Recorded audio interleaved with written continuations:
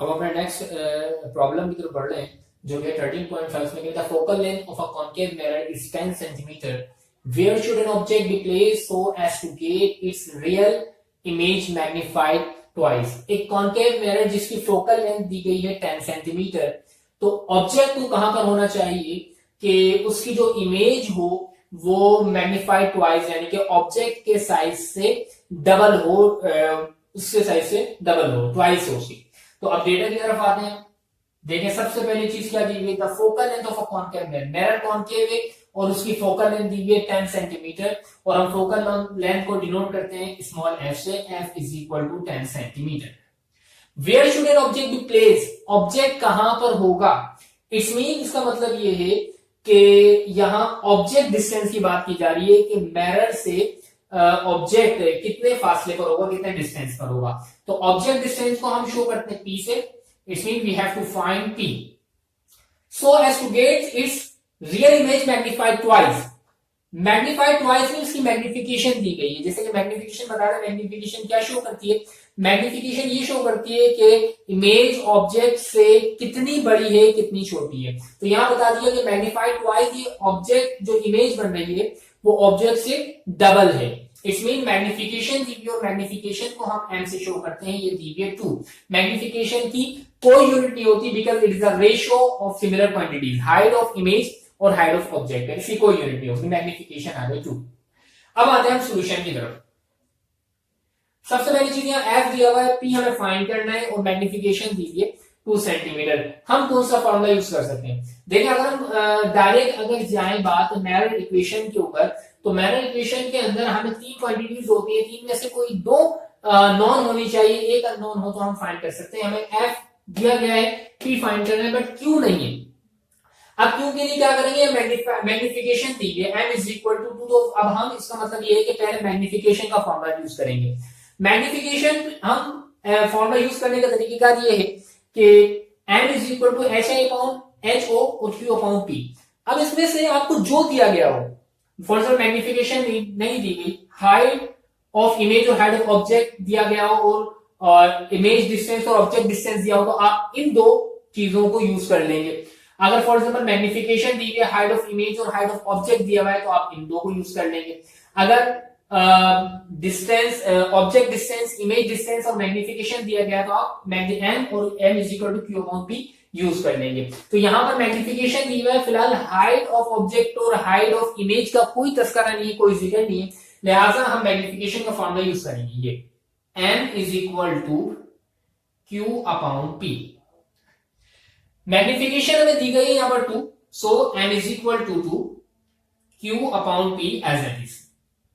p यहां पर divide कर रहा है, इधर आकर मल्टीप्लाई करेगा, it's mean 2p is equal to q, so q is equal to 2p।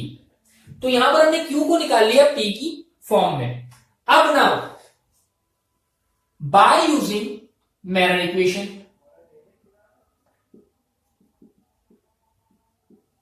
Mirror equation क्या होती है, 1 upon F is equal to 1 upon P plus 1 upon Q.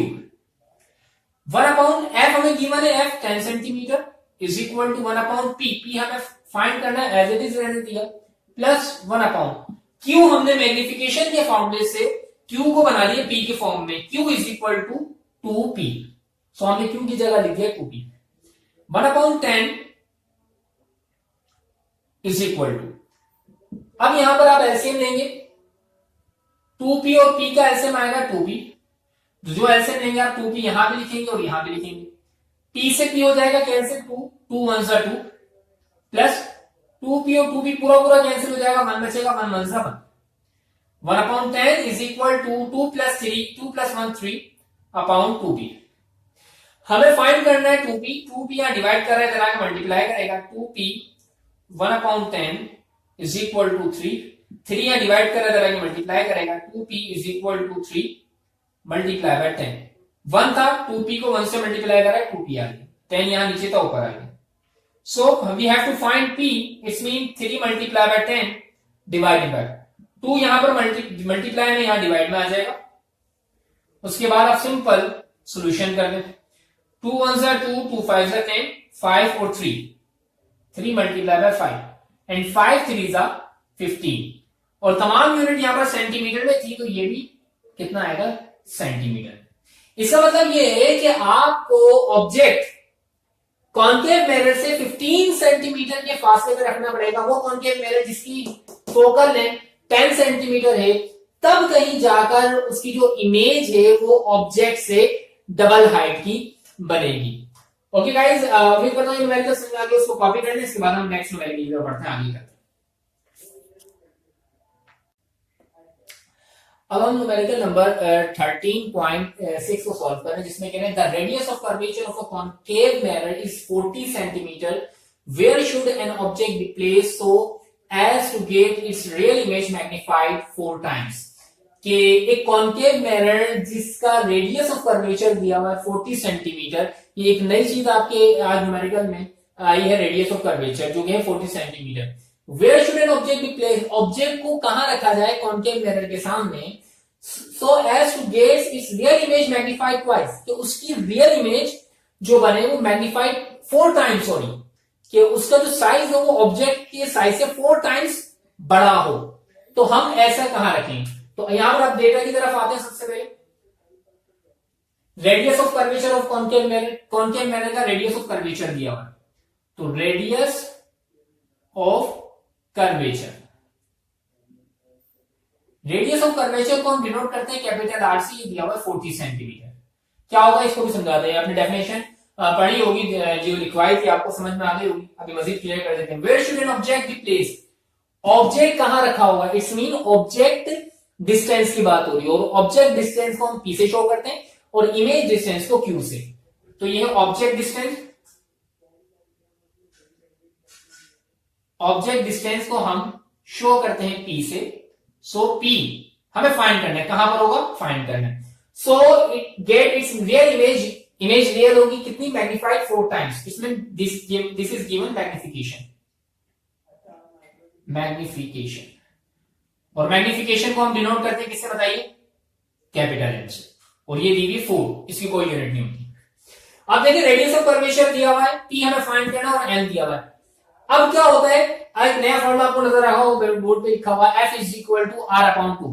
Radius of curvature का हाफ फोकल लेंथ होता है। For example मैं concave mirror यहां दिखा रहा हूं, ये कॉन्केव मिरर है, जैसा जानते हैं कॉन्केव मिरर किसे कहते हैं, जिसकी इनर साइड पॉलिश और रिफ्लेक्ट करती हो कॉन्केव मिरर, फॉर ये मिरर रखा हुआ है। अच्छा, अब ये मिरर क्या होगा, एक स्क्वायर का एक हिस्सा है छोटा सा, अगर मैं इसको एक इमेजिनरी स्क्वायर ड्रॉ करूं, इस तरह बन जाएगा स्क्वायर। इसका जो सेंटर होगा, this point is called the centre of curvature which is noted by C, clear. और ये पॉइंट इसका मिरर का जो ज्योमेट्रिक सेंटर होगा वो पोल के आधार पी से नोट करेंगे। फोकल लेंथ जो है वो क्या होती है, एक्चुअली सेंटर ऑफ कर्वेचर और पोल के बिल्कुल मिड में लाया करती है। प्रिंसिपल फोकस जिसे हम कहते हैं, प्रिंसिपल पोल से लेकर प्रिंसिपल फोकस तक का फासला फोकल लेंथ कहलाता है। और फोकल लेंथ क्या होती है, जिसके ऊपर लाइट तमाम कन्वर्ज होती है। यहां से रेज आएंगी लाइट की, तो ये कहां पर कन्वर्ज होंगी, इस पॉइंट पे कन्वर्ज होंगी, और ये पॉइंट कहलाएगा प्रिंसिपल फोकस, और प्रिंसिपल फोकस से लेकर पोल तक का फासला कहलाता है फोकल लेंथ।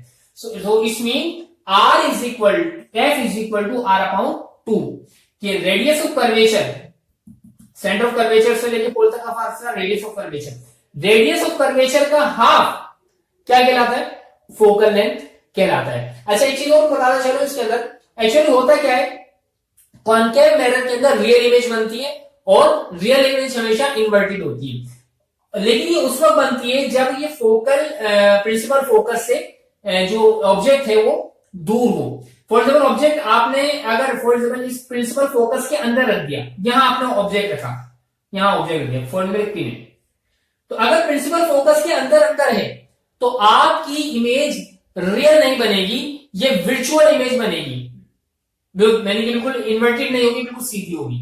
ये जैसे जैसे दूर होती जाएगी, आप प्रिंसिपल फोकस से इस ऑब्जेक्ट को दूर करते जाएंगे, डरते जाएंगे, तो क्या होता रहेगा, आहिस्ता आहिस्ता ये इनलार्ज होगी और अचानक से गायब हो जाएगी, और फिर आपको ये इसकी जो इमेज है वो आपको मिरर में उल्टी नजर आना शुरू हो जाएगी, जिसे हम कहते हैं इन्वर्टेड। रियल इमेज हमेशा इन्वर्टेड होती है। इन्वर्टेड के मीनिंग ये, मिसाल हम मिरर में जब खड़े होते हैं प्लेन मिरर के सामने, तो हमारा सर ऊपर है, पाँव नीचे। इन्वर्टेड का मतलब ये है कि हमें पाँव ऊपर नजर आएंगे और सर नीचे नजर आएगा। कॉन्केव मिरर के अंदर क्या होता है, इमेज रियल और इन्वर्टेड बनती है उस सूरत में जब ये प्रिंसिपल फोकस से ऑब्जेक्ट बाहर की तरफ रखा हुआ हो। तो आप जब ये प्रैक्टिकल करेंगे उसमें भी देखेंगे कि कॉन्केव मिरर के सामने ऑब्जेक्ट रखेंगे तो ऑब्जेक्ट आपको उल्टा नजर आएगा बिल्कुल। अगर सीधा ऑब्जेक्ट रखा हुआ तो आपको कैसा नजर आएगा, पिन रखेंगे हम, पिन आपको उल्टी नजर आएगी उस सूरत में जब आप इस प्रिंसिपल फोकस से ऑब्जेक्ट को दूर रखेंगे। और अगर इसके अंदर अंदर रखेंगे तो आपको बिल्कुल रियल इमेज नहीं बनेगी, रियल और इन्वर्टेड नहीं बनेगी उसमें इमेज। और जब आप दूर कर देंगे तो रियल एंड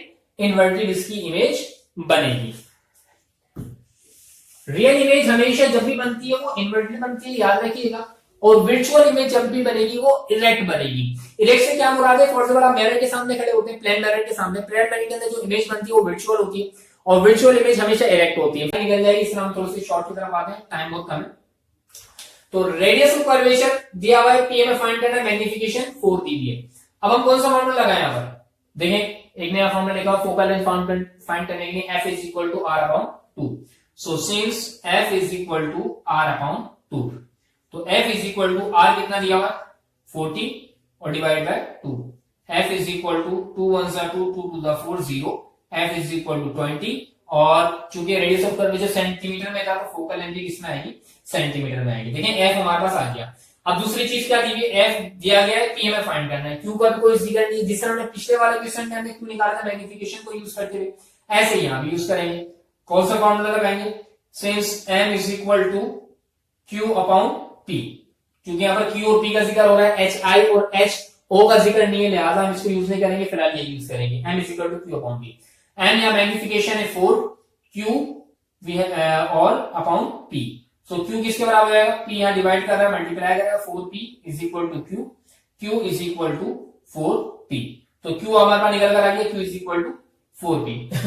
अब क्या करेंगे, अब आप सिंपल p फाइंड करना है by using mirror formula, mirror equation, by using mirror equation.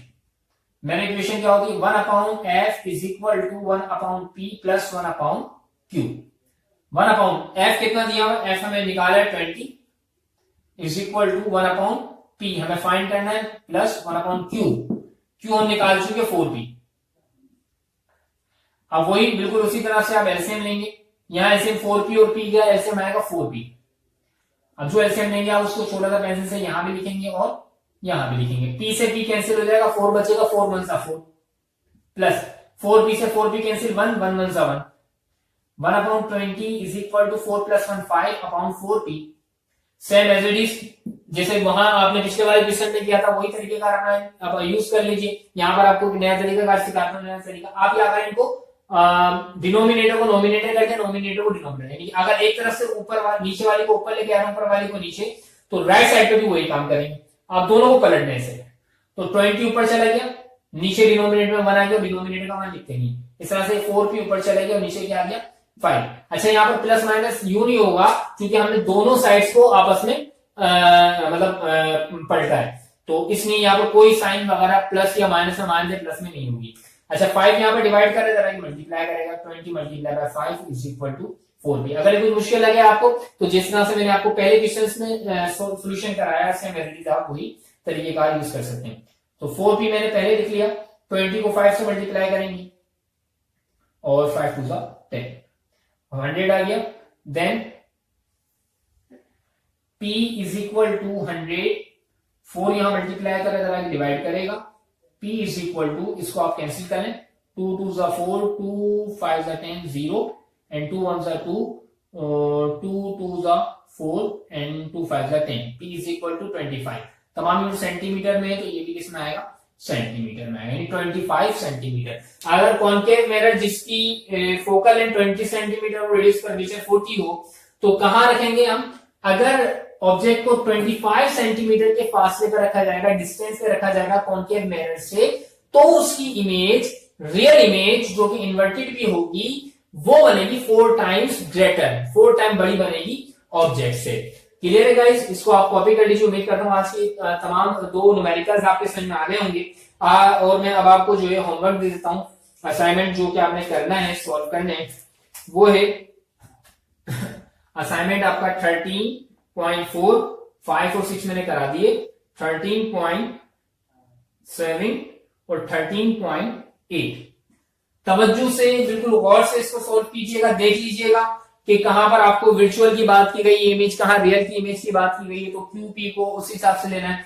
Mirror को देख लेना, कॉन्केव मिरर का जिक्र आ रहा है, कॉन्वेक्स मिरर का जिक्र आ रहा है, फोकल लेंथ आप उसी हिसाब से मेंशन कीजिएगा। ओके गाइस, इंशाअल्लाह अज़्ज़ व जल आपसे नेक्स्ट लेक्चर में नए टॉपिक के साथ मुलाकात होगी। आज हमारा यहाँ टॉपिक ये लेक्चर पूरा कंप्लीट हो चुका है। न्यूमेरिकल को सॉल्व करना है, अच्छी तरह प्रैक्टिस करनी है, पूरा चैप्टर को अच्छे तरीके से याद करना है। क्योंकि और एक चीज और खास ख्याल रखना है कि डेट फॉर्मेट जो है आपका एज इट इज, जिस दिन आप डेट काम कर रहे हैं, लेक्चर ले रहे हैं, डेट फॉर्मेट बिल्कुल एज इट इज उसी को उतारना है, वही काम करना है। ओके गाइस, अपना ख्याल रखिएगा। अल्लाह हाफिज।